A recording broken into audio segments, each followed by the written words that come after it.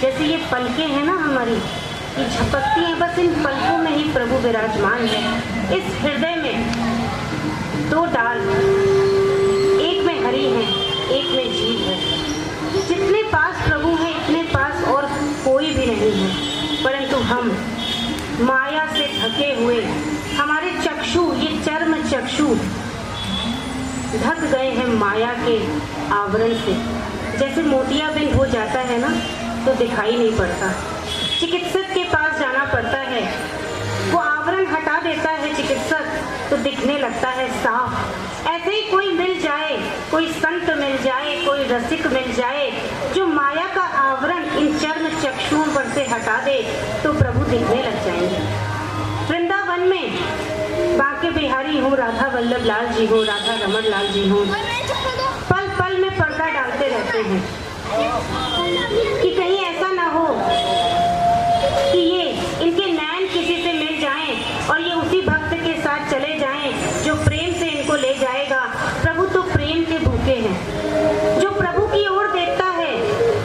फिर प्रभु ये नहीं कहते कि ये हमें क्या दे रहा है, विदुरानी छिलका खिला रही है, प्रेम से छिलका खिला रही हैं। प्रभु पाते जा रहे हैं, प्रभु क्या देख रहे हैं, प्रेम रानी प्रभु को देख रही हैं। प्रभु तो छिलका तक खाने को तैयार हैं। इस जगत में कोई ऐसा रिश्तेदार है जिसको केले का छिलका खिलाओगे और वो प्रसन्न हो जाएगा? अपने पुत्र को छिलका खिलाओगे तो क्या कहेगा? आप सब जानते हैं। पति को खिलाओगे तो क्या कहेंगे? एक प्रभु ही ऐसे हैं जो भेंट कर दो, जो दे दो, क्योंकि प्रभु तो अनंत कोटि ब्रह्मांडों के मालिक हैं। चुटकी बजाते हैं और अनंत कोटि ब्रह्मांड बन के तैयार हो जाते हैं। और हम और आप अपने परिवार में 4, 5, 6 लोगों के परिवार की व्यवस्था में ही पूरा जीवन बिता देते हैं। देखो, भक्ति करने को तो सिर्फ कृष्ण ही है, क्योंकि गीता के 14वें अध्याय के 4थे श्लोक में प्रभु स्वयं कह रहे हैं, सर्वयोनिषु कौन्तेय मूर्तयः सम्भवन्ति यः तासां ब्रह्म महत् योनिरहं बीजप्रदः पिता। ये बात हम कहीं से सुन के नहीं कह रहे या आपको कहीं ऐसा नहीं बता रहे जो कहीं वर्णित ना हो। गीता प्रभु की वाणी है। श्रीमद् भागवत प्रभु साक्षात विराजमान है। श्रीमद् भागवत में अपनी वाणी में 14वें अध्याय के 4थे श्लोक में प्रभु कह रहे हैं, जो भी जीव, जो कुछ भी इस संसार में विराजमान है वो मुझसे ही उत्पन्न है। मैं ही एकमात्र बीज हूँ हर उस पदार्थ का, हर उस वस्तु का जो संसार में विराजमान है। आप लेन देन किसी से भी कर लीजिए, मुरादें पूरी कर दे हलवा बांटूंगी, किसी से भी कर लीजिए, ये मन्नत पूरी हो जाएगी तो मैं ये कर दूंगी, मैं वो कर दूंगी। कहीं भी लेन देन कहीं से भी कर लीजिए, पर भाई जो प्रेम की सगाई है, जो प्रेम है, वो तो बस प्रभु से ही होगा, कृष्ण से ही होगा। मीरा ऐसे ही ना कह रही है, ऐसे वर को क्या वरू जो जन्मे और मर जाए, पर ये गिरधर लाल को तेरो चुड़ लो अमर हो जाए। यहाँ तक मीरा ने कह दिया, मैं हरि बिन क्यों जियूरी, मैं हरि बिन क्यों जियूरी। अरे कुछ तो मिला होगा मीरा को, कुछ तो मिला होगा सूरदास जी को, कुछ तो मिला होगा भक्तों को, संतों को, जो प्रभु के लिए मर मिटे। कुछ तो मिला होगा ना ऐसा। आप बेसन के लड्डू नित्य पाते हैं प्रसाद में, आप नहीं जानते रसगुल्ले का स्वाद क्या। जिस दिन रसगुल्ला मिलेगा, राजभोग मिलेगा, तभी तो बेसन का लड्डू छूटेगा। अरे प्रेम तो ऐसा बाज है, जैसे बाज पक्षियों के झुंड को मसल के रख देता है, ऐसे ही प्रेम प्रभु से। और प्रेम करने के लिए अगर कोई है तो सिर्फ प्रभु है। ऐसे ही प्रेम सारे सांसारिक सुखों का दमन कर देता है, सारे सांसारिक सुखों का। कोई भी सांसारिक सुख उस प्रेम के आगे टिक नहीं सकता जो हम प्रभु से करते हैं। ध्रुवदास जी कह रहे हैं, सब जुग माहि विदित यह गाथा, जो अनाथ सो किए सनाथा, तुम सो दयाल देखी छिटकावे, कहो कृष्ण को पार लगावे। अरे अगर तुम भी देख के हमें छिटक दोगे तो हमें पार कौन लगाएगा, हमें तो पल्ली पार कौन ले जाएगा? सिर्फ कृष्ण ले जाएंगे, सिर्फ कृष्ण। और सब युग में ये गाथा गाई गई कि जो अनाथ हैं उनको सनाथ कर देते हैं प्रभु। जो अनाथ हैं, जिसके पास पहले से ही सब है, सब होने का अभिमान है, उसको तो प्रभु सनाथ नहीं करते। किसको सनाथ करते हैं? अनाथ को सनाथ कर देते हैं प्रभु। सब युग में आप देखिए, जिसने संसार को छोड़ा, आपके पास 50 रुपए हैं, आप नाव से पार जाना चाहते हैं और आप चाहते हैं कि ये 50 रुपए भी ना दें और नाव भी पार कर लें, तो क्या संभव है? हम चाहते हैं संसार भी बना रहे, सब बना रहे, मतलब मोह बना रहे। संसार के होने ना होने से फर्क नहीं है, संसार के मोह से अंतर आता है। संसार का मोह भी बना रहे और प्रभु में मिल जाएं, ऐसे तो नहीं मिलेंगे। तो प्रभु तो कैसे मिलेंगे? प्रेम से। अब देखिए, सत्संग किया, सत्संग से विवेक हुआ, विवेक से प्रभु में कुछ प्रीति हुई, तो यहाँ पर 18वें अध्याय के 65वें श्लोक में प्रभु अंतिम बात कह रहे हैं। इसका अर्थ सब यही लगाते हैं कि प्रभु कह रहे हैं कि मेरी शरण में आ जा, मैं तुम्हारे सारे पापों का नाश कर दूंगा और तुम्हें मुक्त कर दूंगा। कह रहे हैं सर्वधर्मान्य परित्यज्यते मामेकं शरणं व्रज अहं त्वां सर्वपापेभ्यो मोक्षयिष्यामि मा शुचः। इसका सब अर्थ यही लगाते हैं कि मेरी शरण में आ जा। परंतु वृंदावन के रसिक और संत ये जो मामेकम शब्द है इसका अर्थ कहते हैं जो मेरी एक है उसकी शरण में आ जा। मामेकम जो मेरी एक, तो कौन मेरी एक, कौन है कृष्ण की एक, उसकी शरण में आ जा। कौन? श्री राधा रानी जो कृष्ण की आत्मा है उनकी शरण में जाना है। कृष्ण का विरह क्या होता है यदि सीखना हो तो राधा रानी से सीखो। प्रेम की पीर क्या होती है, कैसे जन्मों जन्मों के साधन से ऐसी पीर मिलती है। जब हम भक्त हो के ये कह देते हैं मेरा कोई न सहारा बिन तेरे घनश्याम सवरिया मेरे, तब मिलती है राधा रानी। सभी लोग ताली बजाकर इन शब्दों को दोहराएं, आनंद आएगा। मेरा कोई ना सहारा बिन तेरे, मेरा कोई ना सहारा बिन तेरे, घनश्याम सवरिया मेरा कोई ना सहारा बिन तेरे, घनश्याम सवरिया मेरा कोई ना सहारा बिन तेरे,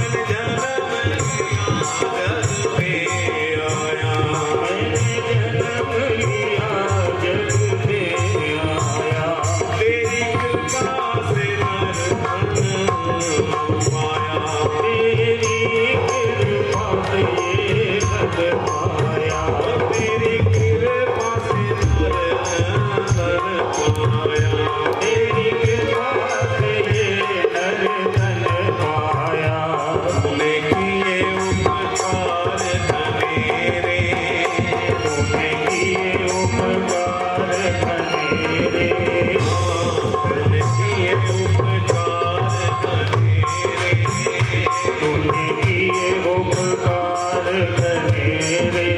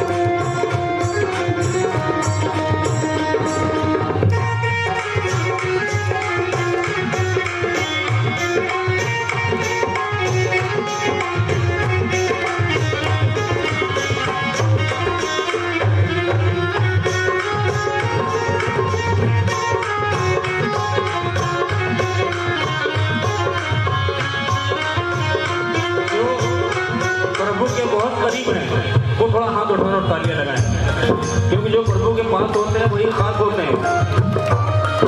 तालियां लगाएं मिलकर और कहें, प्रभु आ जाओ, प्रभु आ जाओ, प्रभु आ जाओ, प्रभु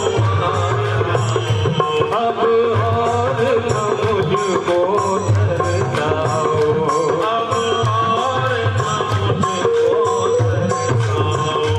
प्रभु आ जाओ, प्रभु आ जाओ, प्रभु आ जाओ, प्रभु आ जाओ, अब और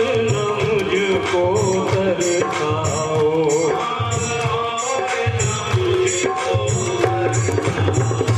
काटो जन्म मरण के ढेरे, काटो जन्म मरण के श्याम समझिया मेरा कोई न सहारा मेरा कोई न सहारा मेरे श्याम समझिया मेरे। काली मिल के लगाए, आज हो दरबार में कुछ मांग लो, तेरा दामन मुरादों से भर जाएगा। और कल ये सुहाना मंजर रहे ना रहे तो हाथ मिलाने किसके दर जाएगा। मिल के हाथ ताली लगाए।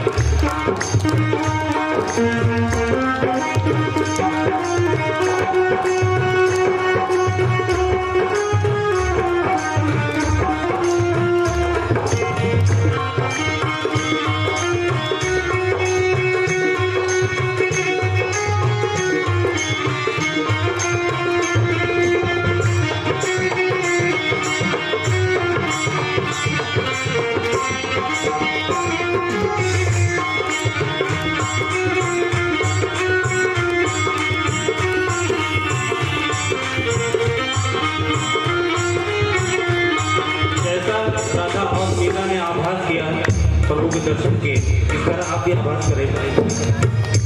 मेरे नैना कब से तरस रहे, मेरे नैना कब से तरस रहे, मेरे नैना कब से तरस रहे, मेरे नैना कब से तरस रहे, सावन भादो में बरस रहे, सावन भादो में बरस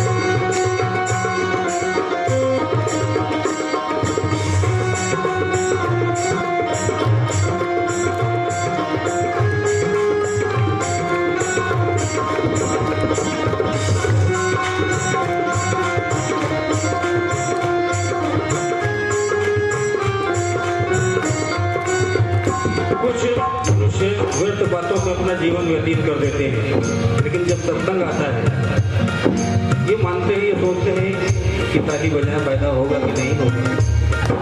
ऐसा नहीं, जो भी दरबार में आता है वो खाली हाथ आता है लेकिन झोली भर के जाता है।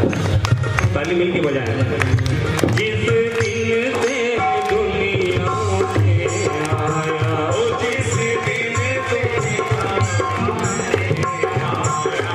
जिस दिन से दुनिया में आया, जिस दिन से दुनिया में आया, मैंने पल भर चैन नहीं पाया, मैंने पल भर चैन नहीं पाया, जिस दिन से दुनिया में आया, जिस दिन से दुनिया में आया, मैंने पल भर चैन नहीं पाया, मैंने पल भर चैन नहीं पाया।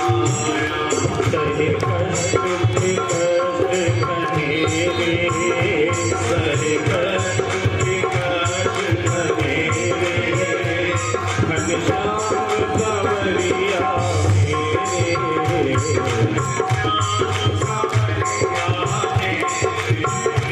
मेरा कोई न सहारा बिन तेरे, मेरा कोई न सहारा बिन तेरे, घनश्याम सांवरिया मेरे, मेरा कोई न सहारा बिन तेरे, घनश्याम सांवरिया मेरे, मेरा कोई न सहारा बिन तेरे, कोई न सहारा बिन तेरे, घनश्याम सांवरिया मेरे, श्याम सांवरिया मेरे, घनश्याम सांवरिया मेरे, घनश्याम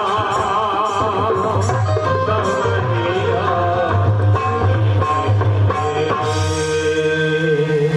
आनंद, थोड़ा आनंद आया तो तालियां लगाना।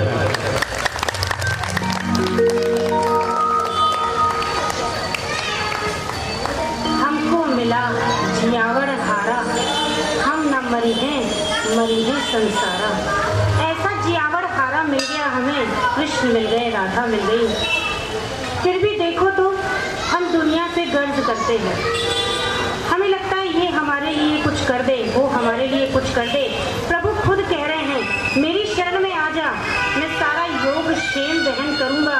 हम कहीं गाड़ी से अपनी जाते हैं ड्राइवर के साथ, तो ड्राइवर पे देखिए कितना विश्वास करते हैं कि ये हमको यथास्थान पहुंचा देगा, और वो अनंत कोटि ब्रह्मांडों के मालिक उन पे विश्वास नहीं करते कि वो हमें पार लगा देंगे।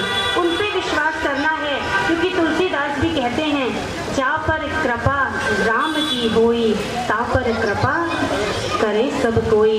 तो जब कह रहे हैं, बड़े बड़े संत कह रहे हैं, प्रभु स्वयं अपने मुख से कह रहे हैं, तो हमें और आपको संशय क्या? क्यों नहीं उनकी शरण में जा रहे? क्यों नहीं उनको अपना बना ले रहे? बस उनको अपना बनाने की तो बात है। एक स्वीकृति, पुत्र को अपना मान लिया, पति को अपना मान लिया, सबको अपना मान लिया, प्रभु को अपना माना। यहाँ बैठे हैं, क्या भूल रहे हैं कि पुत्र है मेरा? क्या भूल रहे हैं मेरी पुत्री है? नहीं, ऐसे ही। परंतु देखिए कल्पों से हम भूल गए कि हम किसके, हम उस परमात्मा के, हम उस प्रभु के, ये भूल गए। परंतु श्री राधा रानी के लिए रसिक संत कहते हैं, राधे तू बड़ भागनी, कौन तपस्या कीन, तीन लोक तारण अंतरंतरण वो तेरे अधीन। जहाँ ब्रह्मा विष्णु महेश भी नहीं पहुँच पाते, वो कृष्ण, वो अनंत आनंद सिंधु रस, वो राधा रानी के लिए फूल बिनते हैं। उनकी लीलाएं हम ब्रज लीला में कभी समय मिलेगा तो विस्तार से आप सबको सुनाएंगे। उनके लिए फूल बिनते हैं, उनकी बेरू गूंजते हैं, वो अनंत कोटि। उनको सृष्टि की रचना में आनंद नहीं आता। वो राधा रानी के साथ कहाँ रहते हैं? निकुंज में रहते हैं। हम सभी इस धरा पर क्या चाहते हैं? सुख, सुरक्षा, संपत्ति, यही चाहते हैं ना। और ये संसार में आपको मिल भी गया अगर तो टिकेगा नहीं, क्योंकि सब कुछ चलता चलायमान है। संसरति इति संसारा, तो ये मिल भी गया तो टिकेगा नहीं। तो क्यों ना कोई ऐसा साधन किया जाए जिससे हम एक ऐसे स्थान पर पहुंचे जहां पर नित्य आनंद बरस रहा है। जब हम कॉलोनी में रहते थे तो सोचते थे ये कॉलोनी बड़ी कंजस्टेड है, यहाँ पर हम आराम से रह नहीं पाते, बड़ा शोरगुल आता है। ऐसा करते बड़ा घर ले लेते हैं, कहीं गेट बंद सोसाइटी में बड़े घर में चलते हैं। जब बड़े घर में आ गए तो शहर नहीं पसंद आया। शहर में लगा बड़ी धूल मिट्टी है, बहुत पोल्यूशन है, कोई दूसरे शहर चलते हैं जहाँ पे व्यवस्थाएं अच्छी हों। शहर में भी आनंद नहीं आया तो इंडिया ही छोड़ देंगे, अपने भारत देश को छोड़ देंगे। कहाँ चले जाएंगे? विदेश चले जाएंगे। शहर छोड़ा, मोहल्ला छोड़ा, शहर छोड़ा, मोहल्ला छोड़ा, राज्य छोड़ा, देश छोड़ा, कहाँ चले जाएं? ऑस्ट्रेलिया चले जाएं तो वहाँ सुख मिल जाएगा। अब आप एक बात बताइए, ऑस्ट्रेलिया जाना है अगर तो आपके पहले वीज़ा भी बन गया, पासपोर्ट भी बन गया, तो वहाँ रहने के लिए कुछ धन तो चाहिए, धन होना चाहिए, तभी तो व्यवस्थाएं सब होंगी। तो धन तो कहा, परम धन राधा नाम आधार। परम धन क्या? राधा नाम। राधा नाम, देखिए यहाँ क्या चलता है? रुपया। और बाहर की कंट्रीज में क्या चलता है? डॉलर। उस रुपये को बदलना पड़ता है डॉलर से। यहाँ आपने बहुत कमाया, बैंक में पहले कमाया, उसकी टेंशन, फिर वो जोड़ लें उसकी टेंशन, फिर वो बढ़ जाए उसकी टेंशन, बढ़ भी गया तो अब बच जाए उसकी टेंशन।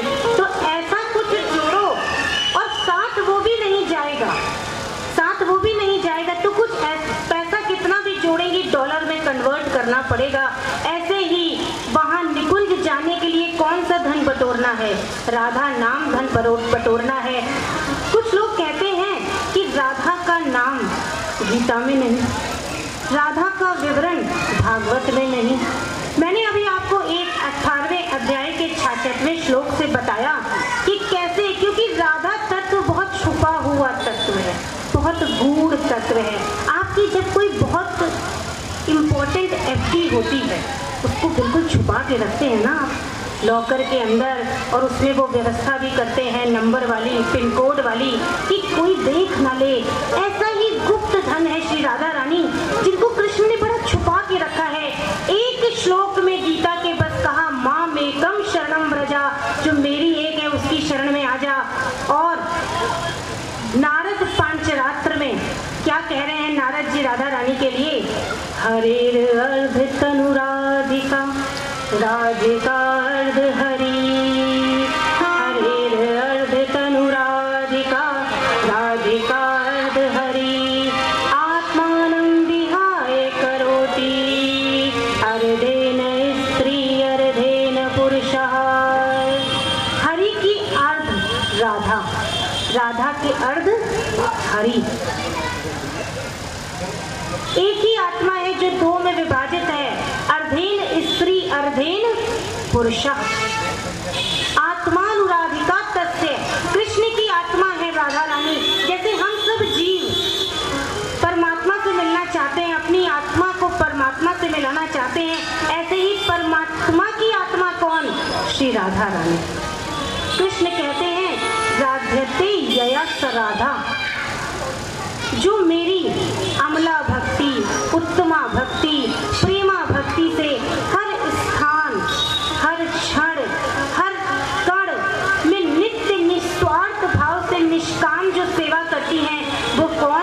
वो राधा।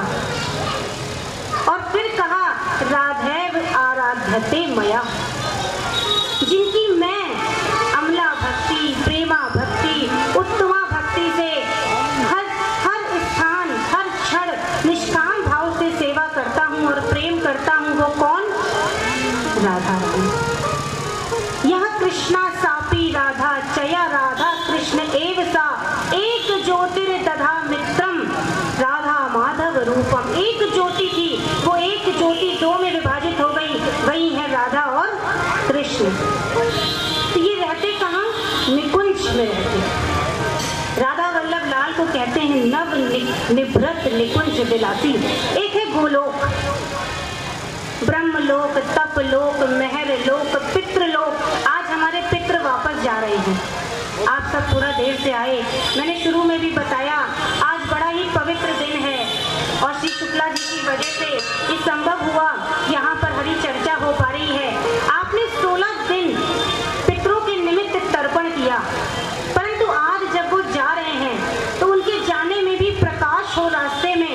इसके लिए हरी चर्चा भी सुन के आज पितर जाएंगे, ये बड़ा ही अच्छा अवसर है। तो आज इतने सुंदर अवसर पे जो हरी चर्चा इस प्रांगण में बन पा रही है और वहाँ राधा रानी का नाम, राधा रानी का नाम तो तब ही सुनने को मिलता है जब अनंत अनंत कोटि जन्मों के पुण्य उदय होते हैं।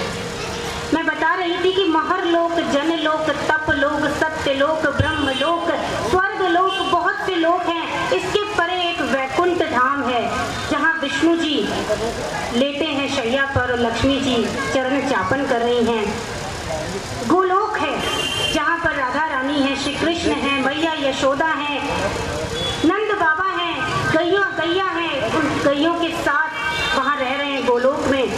साकेत धाम है जहाँ श्री रामचंद्र जी रहते हैं श्री सीता मैया के साथ। इसके आगे निकुंज है, निकुंज जहाँ पर न यशोदा मैया है, न नंद बाबा हैं, न गैया हैं।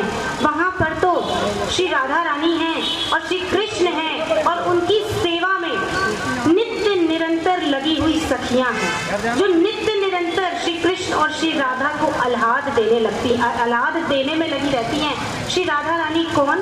कृष्ण की आह्लादनी शक्ति। प्रभु के पास 3 शक्तियां हैं, सत, चित, आनंद, जिसमें से आनंद रूप शक्ति है श्री राधा रानी। तो उस निकुंज की उपासना हम वृंदावन धाम में करते हैं। तो मैंने क्या कहा? धन होना चाहिए, राधा नाम का धन। वीजा भी बन गया, परंतु वहाँ व्यवस्था देखने के लिए भी तो कोई होना चाहिए। हम यहाँ पर सुख ढूंढते हैं, हम सोचते हैं बालों में डाई लगा लेंगे तो कोई हमारी उम्र का अंदाजा नहीं कर पाएगा। हम सोचते हैं ये शरीर देखिए 5 तत्व से बना है, क्षिति जल पावक गगन समीरा। ये इसमें जरा भी आएगी, व्याधि भी आएगी, इसका जन्म भी होगा और इसमें मृत्यु भी इसकी होगी, निश्चित है। परंतु निकुंज में जो हमें शरीर मिलता है, हम चाहते हैं ना हम कभी रोगी ना हो, हम चाहते हैं हम कभी मरे ना, हम सदा जीते रहें, हमें सदा आनंद हो और पाने को तो सुंदर सुंदर प्रसाद मिले, कभी कचौड़ी मिले, कभी रसगुल्ला मिले। एक दिन घर में मेड नहीं आती तो बहुत परेशान हो जाते हैं हम सब, सोचते हैं आज आई नहीं तो कैसे पसीना निकाल निकाल के काम करना पड़ेगा, बहुत काम करना पड़ेगा। और निकुंज का मैं आपको विवरण दूं तो निकुंज ऐसा है जहाँ हमारा शरीर दिव्य है, जिसमें न मृत्यु है, न जन्म है, न व्याधि है, न जरा है, बुढ़ापा नहीं आता उस शरीर में, वो 14 साल का किशोर बना रहता है। ऐसा शरीर पाना चाहते हैं ना हम सब, तो सदा जवान रहे। हम कहते हैं ना अभी तो हम जवान हैं, अभी तो हम जवान हैं, कितना भी कह लो पर बुढ़ापा तो आ ही जाएगा। तो क्यों ना ऐसा दिव्य देह पाएं जिससे जरा व्याधि मृत्यु आदि सदा दूर रहें। और देखिए व्यवस्था की बात, कितनी गर्मी लग रही है ना आप सबको यहाँ बैठ करके, एसी होता तो कितना अच्छा होता। आप सबको लग रहा होगा कहाँ आ गए यहाँ, घर में रहते बढ़िया एसी में। तो देखिए निकुंज में प्रतिदिन सारी ऋतुएं आती हैं। जब सखियाँ सोचती हैं वर्षा हो जाए तो वर्षा होने लगती, जब शीत हो जाए तो शीत हो जाती। और भोजन बनाने के लिए हमें किचन में जा करके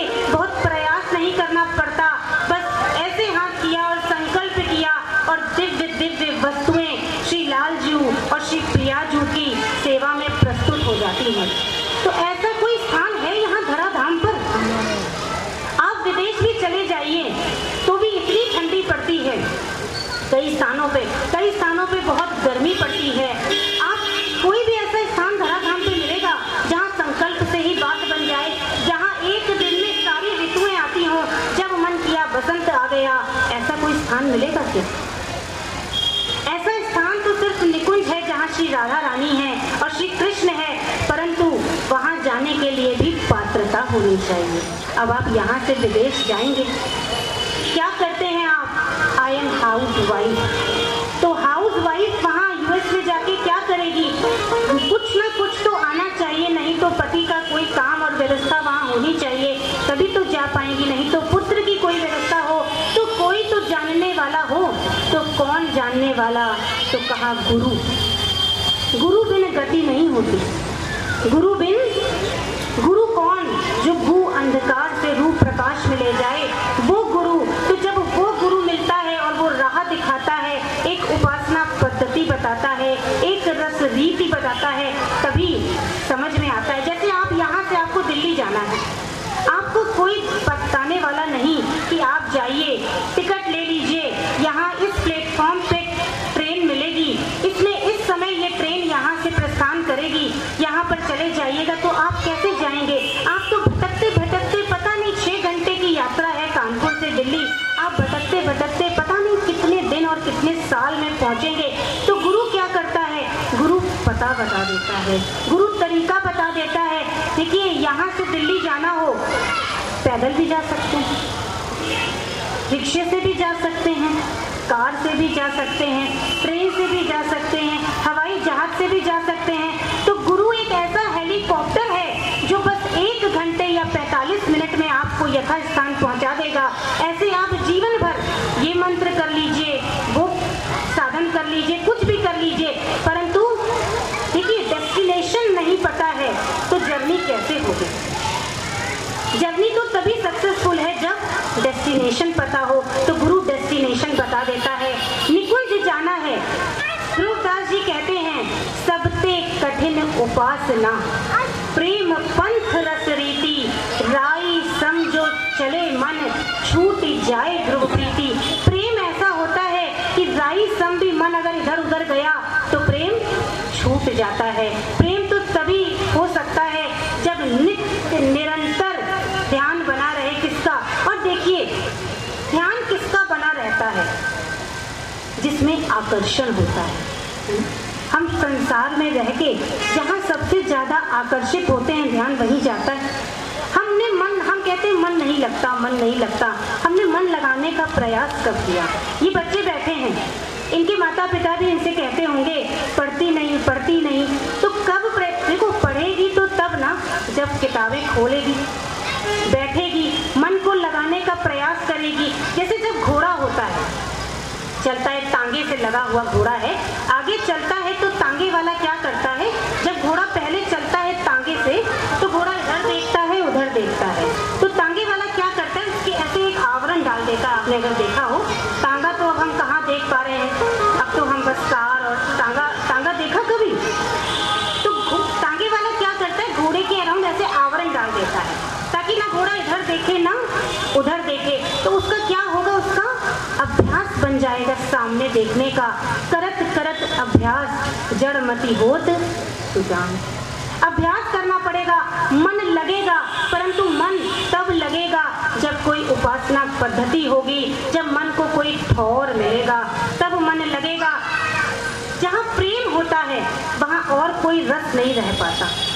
रहन न पावत और रस जहाँ प्रेम को वास। जहाँ प्रेम है वहाँ और कोई रस नहीं चाहिए। और प्रेम के आगे तो मुक्ति भी पानी मांगती है। हमारे ब्रज में कहते हैं कि मुक्ति 4 प्रकार की मुक्ति होती है। सालोक्य, प्रभु का जो लोक है वही लोक हमें मिल जाए। सारूप्य, प्रभु का जो रूप है हमें वही रूप प्राप्त हो जाए। सायुज्य, हम प्रभु के साथ एक हो जाएं। और सालोक्य, हम प्रभु के लोक में ही वास करें। ये 4 प्रकार की मुक्ति भी पानी मांगती है, जहाँ पर प्रेम रस होता है। क्योंकि मुक्ति कैसे, देखिए मुक्ति क्या होती है मैं बताती हूँ। जैसे बूरा होता है, चीनी से बूरा बनता है, तो बूरे में बहुत सारे कण होते हैं। अब एक एक कण का स्वाद लेंगे तो वो आनंददायक है कि पूरा जाके एक एक कण बूरे में मिल जाए, वो ज्यादा अच्छा है। बताइए क्या अच्छा? बूरे में कण जाके मिल गया तो वो तो बुरा ही हो गया। उस बूरे में एक एक कण मिलता रहे तो आनंद आएगा ना, स्वाद आएगा, उसका मीठापन। जैसे कोई जब गुड़ खा लेता है और उससे पूछो गुड़ खाया कैसा है, कोई जवाब दे पाएगा? कोई नहीं। तभी तो वल्लभाचार्य जी क्या कह रहे हैं, जब कृष्ण का स्वाद मिला तो कह रहे हैं अधुरम मधुरम वदनम मधुरम हसितम मधुरम नैनम मधुरम वदनम मधुरम नैनम मधुरम अधुरम मधुरम वदनम मधुरम हृदयम मधुरम गमनम मधुरम मधुराधिपते अखिलम मधुरम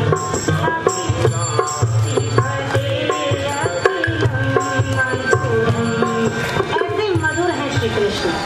वो वर्णन नहीं कर पा रहे कि कैसे मधुर हैं, तो क्या कह रहे हैं, उनके अधर भी मधुर, उनके नयन भी मधुर, उनकी हंसी भी मधुर। तो एक बात बताइए, जब कृष्ण इतने मधुर तो उनकी आत्मा श्री राधा रानी कितनी मधुर होंगी, कितनी मधुर होंगी। मधुराति मधुर, मधुर से भी मधुर है वो श्री राधा रानी। और निकुंज में वास है उनका। मैंने देश तो बताया कैसा है, दिव्य भोजन प्रसादी। यहाँ तो हम कुछ पाते हैं, पानी पीते हैं तो मूत्र के रूप में बाहर निकल जाता है, भोजन पाते हैं तो मल के रूप में बाहर निकल जाता है, परंतु वहाँ दिव्य पदार्थ हैं, दिव्य, जिनसे मल मूत्र नहीं बनता। हम कितना भी पवित्र हो लें परंतु मल मूत्र का पिटारा ही रहेगा। हम ऊपर से कितना भी अपने को स्वच्छ कर लें परंतु मल मूत्र का पिटारा ही रहेंगे। एक बार एक व्यक्ति गंगा जी में 21 डुबकी लगा करके आया। कितनी डुबकी लगाई? 21 डुबकी लगा के आया अपने गुरु जी के पास। तो बोला अब तो प्रभु मैं बिल्कुल शुद्ध होके आया हूँ, क्योंकि गंगा जी में 1 नहीं 2 नहीं कितनी डुबकी लगाई? 21। तो गुरु जी ने सोचा इसको समझाते हैं थोड़ा कि कैसे शुद्ध होते हैं। क्या गंगा जी बिल्कुल निश्चित है कि पवित्र कर देती हैं, परंतु मन को भी पवित्र करना। आप गंगा नहा के जब तक हमें काम क्रोध द्वेष ईर्ष्या आदि अवगुण नहीं आए तब तक हम पवित्र हैं। जैसे ही वो अवगुण आ गए तो हम अपवित्र हो गए। तो गुरु जी ने कहा, गुरु जी ने एक बोतल ली, उसमें मूत्र भर दिया, अपना मूत्र, और कहा जाओ अब इसको धागे से गंगा जी में लटका दो। 21 दिन तक वो लटकी रही बोतल। अब गुरु जी ने कहा इसको निकालो और इसका आचमन करो। वो कूद के 2 गज दूर चला गया, कहने लगा महाराज आपने तो इसमें मूत्र भरा है, इसका मैं आचमन कैसे कर सकता हूँ? तो व्यक्ति ने कहा कि मैं कैसे आचमन करूँ इसका? तब गुरु जी कहते ऐसे ही तो तुम भी मलमूत्र के पिटारे हो ना, और गंगा जी में स्नान करके सोचते हो कि शुद्ध हो गए हम, कभी नहीं शुद्ध होंगे। मन को भी शुद्ध करना पड़ेगा, क्योंकि जहाँ पर देह भावना है तो नियमानुसार देह की शुद्धता बहुत जरूरी है, परंतु देह के साथ साथ मन को भी शुद्ध करना पड़ेगा। तो निकुंज में कैसा भोजन है? जहाँ मल नहीं बनता, जहाँ मूत्र नहीं बनता, दिव्य देह, दिव्य भोजन, दिव्य वातावरण, इतने सुंदर पक्षी, इतना सुंदर वातावरण है। तो क्यों ना हम ऐसे देश को जानने का प्रयास करें जहाँ पर आनंद ही आनंद बरसता हो, जहाँ पर कभी दुख आता ही ना हो। क्योंकि हम संसार में रह रहे हैं, ये दुनिया है, यहाँ पर द्वंद है, यहाँ पर ईर्ष्या है, द्वेष है। तो एक ऐसे लोग को चले जहाँ उसके लिए तैयारी करनी होगी, और तैयारी की वो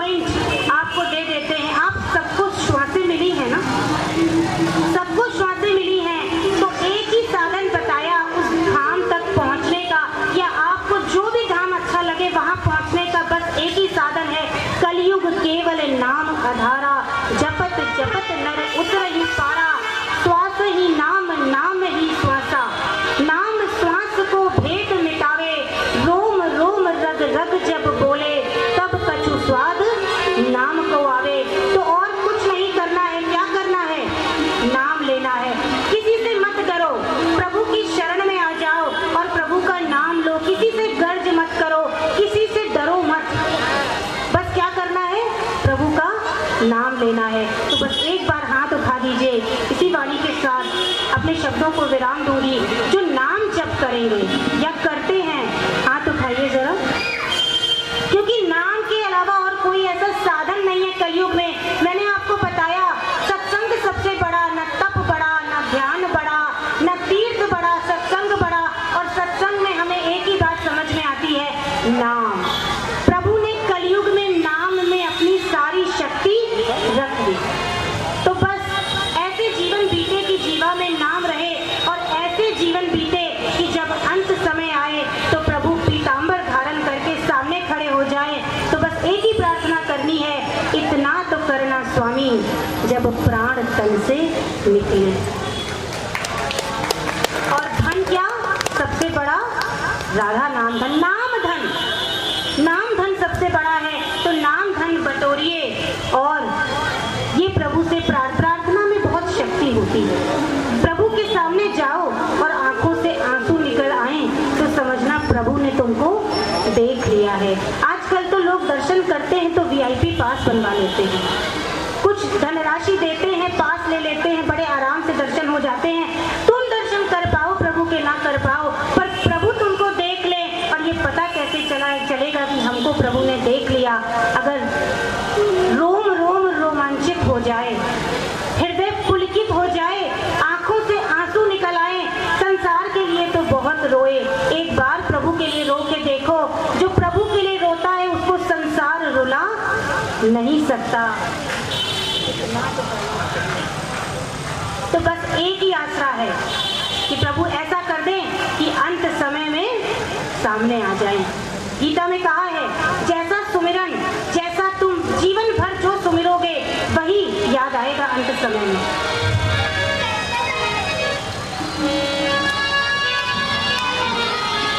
इतना तो करना स्वामी जब प्राण तन से निकले। गोविंद नाम लेकर जब प्राण तन से निकले, इतना तो करना स्वामी जब प्राण तन से निकले। श्री गंगा जी का तट हो, यमुना का बंसी बट हो, मेरा सावरा निकट हो, जब प्राण तन से निकले। गोविंद नाम लेकर जब प्राण तन से निकले, पीतांबरी कसी हो, छवि मन में बसी हो, पीतांबरी कसी हो, छवि मन में बसी हो, होठों पे कुछ हंसी हो, जब प्राण तन से निकले।